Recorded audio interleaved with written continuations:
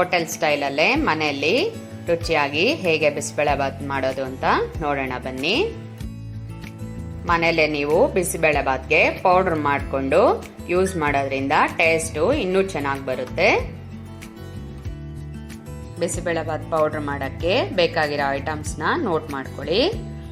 ಉದ್ದಿನಬೇಳೆ 2 ಸ್ಪೂನ್ಸು, ಕಡಲೆಬೇಳೆ 2 ಸ್ಪೂನ್ಸು, ಧನಿಯಾ 2 ಸ್ಪೂನ್ಸು, 1 ಅನಾನಸ್ ಹೂವು, ಸ್ವಲ್ಪ ಲವಂಗ, ಸ್ವಲ್ಪ ಚಕ್ಕೆ, 20 ಬ್ಯಾಡ್ಗೆ ಮೆಣಸಿನ್ಕಾಯಿ. ನೀವು ಖಾರ ಕಮ್ಮಿ ತಿನ್ನೋರಾದರೆ ಮೆಣಸಿನ್ಕಾಯಿನ ಇನ್ನೂ ಕಮ್ಮಿ ತಗೊಳ್ಳಿ. ಅಕ್ಕಿ ಇಲ್ಲಿ ನಾನು 1/4 kgಗಿಂತ ಸ್ವಲ್ಪ ಜಾಸ್ತಿ ತಗೊಂಡಿದ್ದೀನಿ. ನೀವು ಕ್ವಾಂಟಿಟಿ ನೋಡಿಕೊಂಡು ಎಷ್ಟು ಬೇಕೋ ಅಷ್ಟು ತಗೊಳ್ಳಿ. ಬೇಳೆ 1 ಕಪ್ಪು, ಹುಣಸೆ ಹಣ್ಣು 1 ನಿಂಬೆ ಹಣ್ಣಷ್ಟು, ಕಡಲೆಕಾಯಿ ಬೀಜ 4 ಸ್ಪೂನು, ತೆಂಗಿನಕಾಯಿ ಅರ್ಧ ಹೋಳು, ತರಕಾರಿ ಹುಳ್ಳಿಕಾಯಿನ 1 ಕಪ್ ತಗೊಂಡಿದ್ದೀನಿ, ಕ್ಯಾರೆಟು 1 ಕಪ್ಪು, ಗಡ್ಡೆಕೋಸು 1 ಕಪ್ಪು, ಕ್ಯಾಪ್ಸಿಕಮ್ ದೊಡ್ಡದು 1, ಟೊಮೆಟೊ ದೊಡ್ಡದಾಗಿರೋದು 2, ಈರುಳ್ಳಿ 1 ಸಣ್ಣದು ಮೈಸೂರು ಬದನೆಕಾಯಿನ ಕಟ್ ಮಾಡಿ ಇಟ್ಕೊಂಡಿದ್ದೀನಿ, 1 ಕಪ್ಪು ಹಸಿ ಬಟಾಣಿ. ಈಗ ಮೊದಲಿಗೆ ಕುಕ್ಕರ್ ಒಂದು ತಗೊಂಡು ಅದರಲ್ಲಿ ಅಕ್ಕಿ, ಬೇಳೆ, ಕಡಲೆಕಾಯಿ ಬೀಜ 3 ಸೇರಿಸಿ ಚೆನ್ನಾಗಿ 2-3 ಟೈಮ್ಸ್ ವಾಶ್ ಮಾಡಿದ್ದೀನಿ. ನೀವು ಕುಕ್ಕರಲ್ಲೇ ಮಾಡೋದಾದರೆ ಬೇಕಿದ್ರೆ ಇದಕ್ಕೆ ತರಕಾರಿನೂ ಸಹ ಸೇರಿಸಿ ವಿಸಲ್ ಬರ್ಸ್ಕೋಬೋದು. ನಾನು ತರಕಾರಿನ ಸಪ್ರೇಟಾಗಿ ಬೇಯಿಸ್ಕೊತಾ ಇರೋದ್ರಿಂದ ಇದರಲ್ಲಿ ತರಕಾರಿ ಸೇರಿಸಿಲ್ಲ. ಇದಕ್ಕೆ ಸ್ವಲ್ಪ ಅರಿಶಿನ ಪುಡಿ, 1 ಸ್ಪೂನು ಎಣ್ಣೆ. ನಾವು ನಾರ್ಮಲ್ ಆದರೆ ಅಕ್ಕಿಗೆ 2 ಅಳತೆಯಷ್ಟು ನೀರು ಹಾಕ್ತೀವಲ್ಲ, ಇಲ್ಲಿ 3 ಅಳತೆಯಷ್ಟು ನೀರು ಹಾಕಿ 3 ವಿಸಲ್ ಇಡಿ. ಈಗ ಕುಕ್ಕರು ವಿಸಲ್ ಬರೋಷ್ಟೊತ್ತಿಗೆ ನಾವು ಪೌಡರ್ ರೆಡಿ ಮಾಡ್ಕೊಳ್ಳೋಣ. ಈಗ ಪೌಡರ್ ಮಾಡ್ಕೊಳ್ಳೋಕ್ಕೆ ಮೊದಲಿಗೆ ಒಂದು ಪ್ಯಾನ್ನ ಬಿಸಿಗಿಟ್ಟಿದ್ದೀನಿ. ಈಗ ಪ್ಯಾನು ಬಿಸಿಯಾಗಿದೆ. ಈಗ ಇದಕ್ಕೆ ಆಗಲೇ ತಗೊಂಡಿದ್ವಲ್ಲ ಈ ಐಟಮ್ಸ್ನೆಲ್ಲ ಸೇರಿಸ್ಕೊಳ್ಳೋಣ.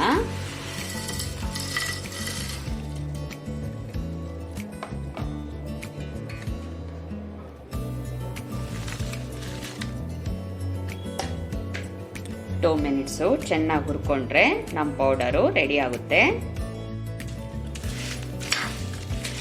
ಮೀಡಿಯಂ ಫ್ಲೇಮಲ್ಲೇ ನಿಧಾನಕ್ಕೆ ಫ್ರೈ ಮಾಡ್ಕೊಳ್ಳಿ.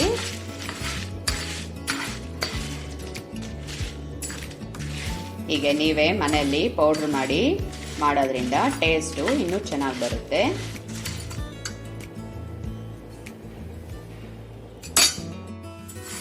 ಸಣ್ಣ ಉರಿಯಲ್ಲೇ ಹೀಗೆ ನಿಧಾನಕ್ಕೆ ಫ್ರೈ ಮಾಡ್ಕೊಳ್ಳಿ. ನೋಡಿ ಈಗ ರೆಡಿಯಾಗಿದೆ. ಈ ಕಲರ್ ಬಂದಿದೆ ಅಂದರೆ ನಾವೀಗ ಸ್ಟವ್ ಆಫ್ ಮಾಡ್ಕೋಬೋದು. ಇದನ್ನು ಕಂಪ್ಲೀಟಾಗಿ ತಣ್ಣಗಾಗಬಿಡಿ. ಇದು ತಣ್ಣಗಾಗೋ ಅಷ್ಟೊತ್ತಿಗೆ ತರಕಾರಿ ಒಗ್ಗರಣೆ ಮಾಡ್ಕೊಳ್ಳೋಣ ಬನ್ನಿ.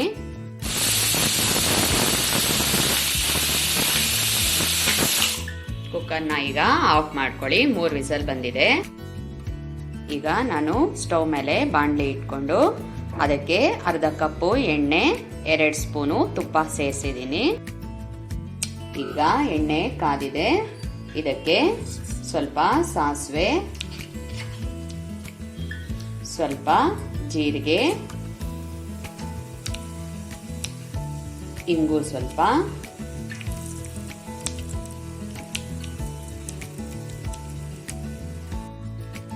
ಎರಡು ಬ್ಯಾಡ್ಗೆ ಮೆಣಸಿನ್ಕಾಯಿ ಕಟ್ ಮಾಡಿ ಇಟ್ಕೊಂಡಿದ್ದೀನಿ. ಇದನ್ನ ಸೇರಿಸ್ಕೊಳ್ಳಿ.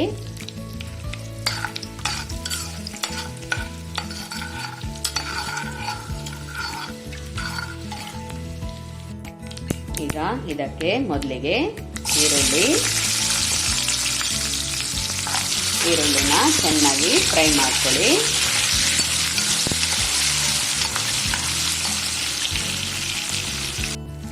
ತುಪ್ಪ ಹಾಕಿರೋದ್ರಿಂದ ವಾಸನೆ ಗಮ್ ಅಂತ ಬರ್ತಾ ಇದೆ.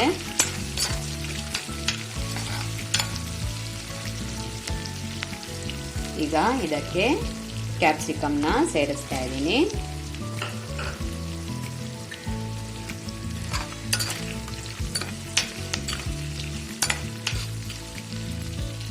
ಇದನ್ನು 2 ನಿಮಿಷ ಫ್ರೈ ಮಾಡ್ಕೊಳ್ಳಿ.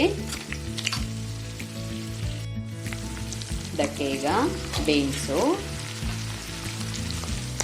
ಕ್ಯಾರೆಟು, ಗಡ್ಡೆಕೋಸು,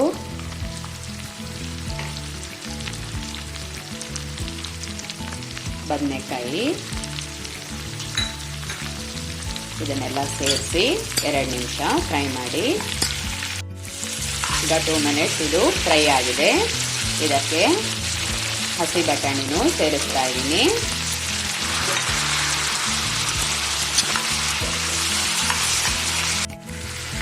ಇದಕ್ಕೆ ಈಗ ಟೊಮೆಟೊನು ಸೇರಿಸ್ಕೊಳ್ಳಿ. ಹೀಗೆ ಇದೆಲ್ಲ ಫ್ರೈ ಮಾಡಿ ಮಾಡೋದ್ರಿಂದ ಬಿಸಿಬೇಳೆಬಾತು ಒಳ್ಳೆ ಟೇಸ್ಟ್ ಬರುತ್ತೆ. ನಿಮ್ಗೆ ಇಷ್ಟೆಲ್ಲ ಮಾಡೋಕ್ಕೆ ಟೈಮ್ ಇಲ್ಲ ಅಂದರೆ ಬೇಕಿದ್ರೆ ತರಕಾರಿ, ಬೇಳೆ, ಅಕ್ಕಿ ಎಲ್ಲ ಜೊತೆಗೆ ಸೇರಿಸಿ ಕುಕ್ಕರಲ್ಲಿ ವಿಸಲ್ ಇಟ್ಕೊಂಡು ಲಾಸ್ಟಲ್ಲಿ ಒಗ್ಗರಣೆ ಸಹ ಕೊಡ್ಬೋದು. ಈಗ ತರಕಾರಿ ಎಲ್ಲ ನೀಟಾಗಿ ಫ್ರೈ ಆಗಿದೆ. ಇದಕ್ಕೆ ಸ್ವಲ್ಪ ನೀರನ್ನು ಸೇರಿಸಿ ಬೇಯಕ್ಕಿಡಿ. ಒಂದು 5 ನಿಮಿಷ ಕ್ಯಾಪ್ ಕ್ಲೋಸ್ ಮಾಡಿ. ಇದಕ್ಕೆ 1 ಸ್ಪೂನು ಸಾಲ್ಟ್ ಸಹ ಸೇರಿಸ್ತಾ ಇದ್ದೀನಿ.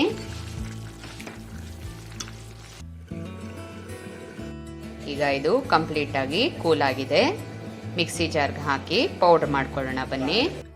ಈಗ ಬಿಸಿಬೇಳೆಬಾತ್ ಪೌಡ್ರು ರೆಡಿ ಆಗಿದೆ. ಮನೆಯಲ್ಲೇ ಮಾಡ್ಕೊಳ್ಳೋದ್ರಿಂದ ಹೆಲ್ತಿಯಾಗೂ ಇರುತ್ತೆ, ಹೈಜೀನ್ ಆಗೂ ಇರುತ್ತೆ. ನೀವು ಮನೇಲಿ ಮಾಡಿ ಟ್ರೈ ಮಾಡಿ. ಇದಕ್ಕೆ ಸ್ವಲ್ಪ ಬೆಲ್ಲನೂ ಸೇರಿಸ್ತಾ ಇದ್ದೀನಿ. ಈಗ ತರಕಾರಿ ಬೆಂದಿದೆ.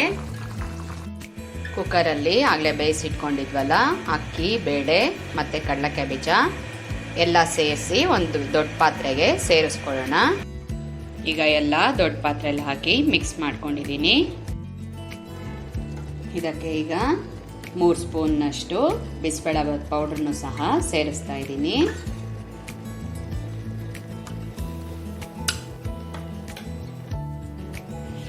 ಆಗಲೇ 1 ಸ್ಪೂನು ಉಪ್ಪನ್ನು ಆ್ಯಡ್ ಮಾಡಿದ್ದೆ. ಈಗ ಇನ್ನೂ 1 ಸ್ಪೂನು ಉಪ್ಪನ್ನು ಆ್ಯಡ್ ಮಾಡ್ತಾ ಇದ್ದೀನಿ. ಈಗ ಇದನ್ನು ಚೆನ್ನಾಗಿ ಮಿಕ್ಸ್ ಮಾಡಿಕೊಂಡು ಇದಕ್ಕೆ ಹುಣಸೆಹಣ್ಣು ರಸನೂ ಸಹ ಸೇರಿಸ್ಕೊಳ್ಳಿ. ಇದೆಲ್ಲ ಚೆನ್ನಾಗಿ ಮಿಕ್ಸ್ ಮಾಡಿ ಆದಮೇಲೆ ನಾನಿಲ್ಲಿ ದೊಡ್ಡ ಗ್ಲಾಸಲ್ಲಿ 3 ಗ್ಲಾಸ್ ಅಷ್ಟು ನೀರು ಸೇರಿಸ್ತಾ ಇದ್ದೀನಿ. ನೀವು ಮಾಡೋ ಕ್ವಾಂಟಿಟಿ ಮೇಲೆ ನೋಡಿಕೊಂಡು ನೀರನ್ನ ಮಿಕ್ಸ್ ಮಾಡಿ. ಆಗಲೇ ಪೌಡರ್ ಮಾಡ್ಕೊಂಡಿದ್ವಲ್ಲ ಅದೇ ಜಾರ್ಗೆ ಕಾಯಿನೂ ಹಾಕಿ ತರ್ತರಿಯಾಗಿ ಮಾಡ್ಕೊಳ್ಳೋಣ. ಈಗ ಕಾಯಿ ರೆಡಿಯಾಗಿದೆ. ಇದನ್ನು ಪಾತ್ರೆಯಲ್ಲಿ ಹಾಕಿ ಸೇರಿಸ್ಕೊಳ್ಳೋಣ. ಎಲ್ಲ ಹಾಕಿ ನೀಟಾಗಿ ಮಿಕ್ಸ್ ಮಾಡಿ 5 ನಿಮಿಷ ಪ್ಲೇಟ್ ಕ್ಲೋಸ್ ಮಾಡಿ ಹಾಗೆ ಬಿಡಿ. ಈಗ 5 ನಿಮಿಷ ಆಗಿದೆ. ಈ ಕನ್ಸಿಸ್ಟೆನ್ಸಿ ಇರೋದನ್ನ ನೋಡಿ ಸ್ಟವ್ನ ಆಫ್ ಮಾಡ್ಕೊಳ್ಳಿ. ಈಗ ಇದಕ್ಕೆ ಲಾಸ್ಟಲ್ಲಿ ಸ್ವಲ್ಪ ತುಪ್ಪ ಸೇರಿಸಿ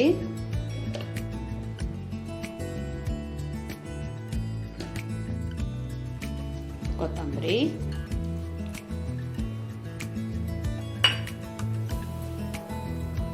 ಮಿಕ್ಸ್ ಮಾಡ್ಕೊಳ್ಳಿ. ಈಗ ನಮ್ಮ ಬಿಸಿಬೇಳೆಬಾತು ರೆಡಿಯಾಗಿದೆ. ಸ್ವಲ್ಪ ಟೈಮ್ ಬೇಕಾಗತ್ತೆ. ನೀವು ಮನೆಯಲ್ಲಿ ಫ್ರೀ ಆಗಿರೋ ದಿನ ಪೌಡರ್ ಎಲ್ಲ ನೀವೇ ಮನೆಯಲ್ಲಿ ಮಾಡಿ ಬಿಸಿಬೇಳೆಬಾತ್ ರೆಡಿ ಮಾಡೋದ್ರಿಂದ ಹೆಲ್ತಿಯಾಗೂ ಇರುತ್ತೆ, ಟೇಸ್ಟಿಯಾಗಿ ಬರುತ್ತೆ. Thank you.